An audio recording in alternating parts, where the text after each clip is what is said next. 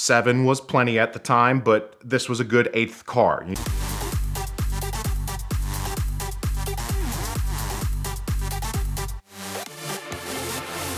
So my wife is not like a lot of car guys' wives. She doesn't necessarily love cars, but she does enjoy them and kind of enjoys going to the drag race and actually driving the car. One of her favorite things to do is going to Fast Fridays at Commerce Dragway and paying her $20 and racing a car. I think part of that started back early in our marriage. I had a 1989 Toyota Supra that I had basically all the basic upgrades, the HKS FCON computer, bigger injectors, and a boost controller made by Greddy called the Profect Spec B. What that does is set how much boost pressure the turbocharger can make, which changes your power. So she was allowed to drive the car whenever she wanted. I know a lot of car guys won't let that happen, but she's welcome. It's a car. Let her enjoy it. Don't say no. It'll improve your relationship. Trust me. So she would take it out quite regularly, and I just asked her, just drive either boost controller off or mode A, which was our low boost setting. And she did that quite often. And then one day I come home from work. She had driven the Supra because I needed the pickup truck. And she was just a little standoffish at first. She seemed like something was really wrong. And I didn't notice anything broken or crashed or bent on the Supra. And she didn't call to tell me anything about that. So I finally asked her. I was like, Emily, what's wrong? And she kind of looked at me and she's like, I have to tell you something. I'm like, all right. And she's like, it's about the Supra. I'm like, okay. She's like, I pressed mode B.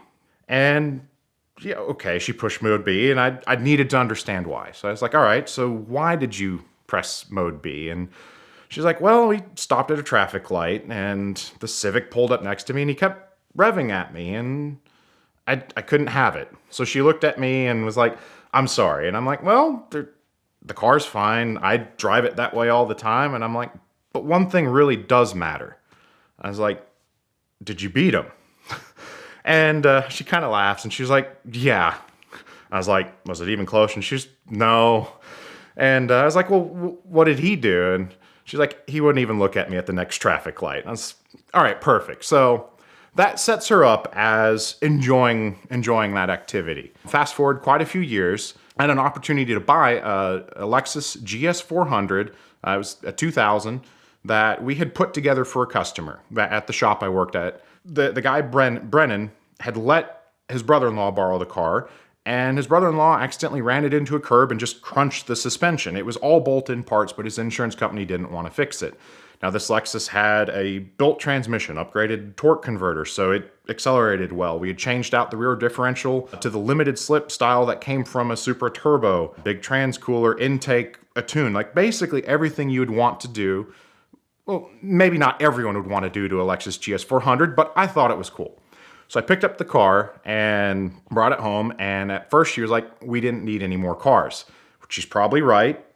7 was plenty at the time, but this was a good 8th car. You never know how many times a car may break. You need a good backlog of extra vehicles. So she started to drive it more and more, and she really enjoyed it. It was quick for a Lexus GS400. It was never meant to be a fast car by Lexus. It was just a fun car. The more she drove it, the more she kind of fell in love. And we would take it to Fast Fridays, and it would run a high 14-second quarter mile, which is not a fast time, but for a 2000, model year comfort sedan from Lexus, not bad. But she had just reached the point where it wasn't capable of going faster, and she'd really perfected her timing lights. Like, she would regularly cut a 0 something, and again, a perfect reaction time is a 000. A lot of Fast Friday people are sometimes in the seconds for the reaction time, but it was enough that the announcer of the track recognized the car and that she would consistently cut a good light. Because he'd always say, oh, you got to leave on the second yellow. Watch this Lexus. She gets it right every time. And it would be a 040 or a 0, I think her best was a 009. She was getting really good at it. But it couldn't go faster. And she kind of wanted to go faster. And Christmas was coming up. I thought I'd take a gamble and get my wife car parts for Christmas. There's a population of women that would absolutely love that. Make sure you know your wife well before jumping full on that ship. So I talked to her parents and said, okay, if I'm going to set the car up the way we want to. She's going to need some safety gear. So I suggested that they buy her a particular racing helmet, a fire jacket, and fire gloves. They looked at me with great concern that I was suggesting all this safety gear and fire gear for their daughter. What was I doing? And then the second question, are you sure she's going to want this for Christmas? Which, knowing Emily, yes. So to go with nitrous, which was the plan gift, to outfit a Lexus GS with nitrous, because that's what it needs. You'd need a lot of small parts. One, you need to change spark plugs, so you go to a colder range spark plug so you can combust properly. You need obviously the big bottle, the nitrous kits, the lines, the valves. Because that car is what's called drive-by-wire, you don't have a direct link, it's computer controlled, you need a window switch, which will make sure to control when the nitrous is going so the throttle doesn't close and you blow up your engine. Remember, Tyler, window switches save Prius engines. So there's just a lot of parts involved. So I could stretch out the unwrapping process and had a very specific order. So Christmas morning comes along and we hid all of the safety gear for last and obviously the nitrous bottle for last. And she started off opening spark plugs. She kind of looked at me and she was like, okay, why are you buying me spark plugs for Christmas? But okay. She moved on. And then the actual window switch, the computer controller, didn't make it in time, so I printed a picture of it. Put that in a big box. She opened it and looked at it and didn't know what it was. And she was like, okay. And I said, well, that one's not here yet, but it's coming. And then the next present for her was the actual nitrous purge kit. So it was a solenoid, but I took it out of the purge box, so it was just the solenoid and wiring. She kind of looked at it, thought she knew maybe the direction it was going, but still wasn't sure what exactly it was. And then the next big box was the bottle coming out in the nitrous kit, and her face lit up. She was excited because she knew that the Lexus was going to be faster. So she was really excited for it. Her parents kind of looked at me and were like, all right, well, I guess he does know what he's doing. And I got away buying my wife nitrous for the Lexus on Christmas. We got it installed, and that car went from high 14s to a low 13-second quarter mile. The very first night she went out, I explained the whole process. We actually did a couple test pulls on the highway just so you could be familiar, turn the switch off, then lift the throttle. We had the process ready. And we go to the first Fast Friday. She's in all her safety gear. The track personnel knew the car, and were kind of confused to see fire gloves and a fire jacket on the car. Like, it was to the point they didn't even pop the hood when we went through tech inspection. They knew the car. Now it has nitrous. So she rolls up and she hits the purge button, and everyone's like, what? Like, what is that coming from this Lexus? And again, it got the car to run low 13-second quarter miles, which isn't earth-shattering, but for a Lexus GS 400, it's pretty quick.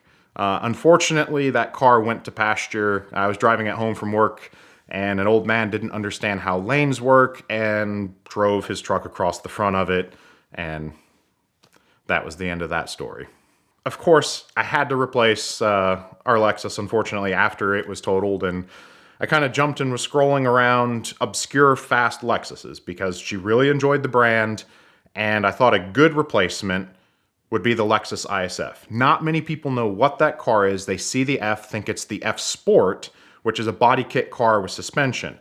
The Lexus ISF is around a 5,000 US production, 420 horsepower V8 with an 8-speed automatic transmission.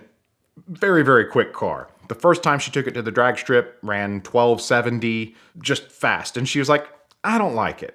Even though it was faster than the GS, because it was meant to be fast, it just didn't quite have the same panache. It's since been named Phillip, the ISF, and she enjoys driving it every day when she goes to her job as a nurse. The name Phillip came about one day. I had posted a picture of the undercarriage of one car I was working on, and I said, name that car. And for whatever reason, a friend responded just with Phillip. Now, the car I took a picture of wasn't the Lexus, but Emily saw that response, thought it was hilarious, and decided that was going to be our ISF's name, Phillip. A watch can do a lot more than just tell time. It can make a statement to the world or show people a little bit more about who you want to be. Vincero offers an awesome line of designer watches at a great value that you can check out today at the link in the description below. You can also use the code VINwiki for a discount at checkout, so be sure to check them out and thank them for their support of the channel and find your next watch. It might start a great conversation, turn some heads, or who knows, lead to your next great story.